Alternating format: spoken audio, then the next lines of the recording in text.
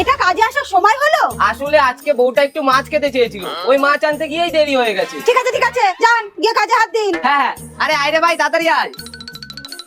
1 minute, আপনি এইটুকু একটা ছেলেকে নিয়ে এসেছেন কাজ করানোর জন্য?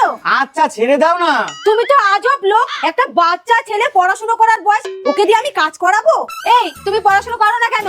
টাকা পয়সার সমস্যা আছে। তুমি কি পড়তে চাও? হ্যাঁ মানে ঠিক আছে, তোমার পড়াশোনা করানোর দায়িত্ব আমাদের, তাই তো? হ্যাঁ তুমি যখন বলছো তখন আমি আর এই চলো বাবু।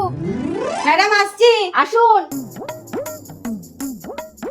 ম্যাডাম ওকে ভর্তি করে নিন। আচ্ছা। আর হ্যাঁ, সারা বছরের ফিস, ড্রেস, খাতা, পেন, বই যা যা লাগবে সব একবার হিসেব করে বলুন কত খরচ হবে।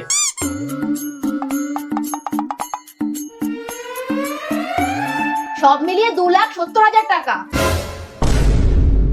তুমি হালকা কাজগুলো করো। হ্যাঁ এই শোনো, ওকে দিয়ে হালকা কাজগুলো করাবা।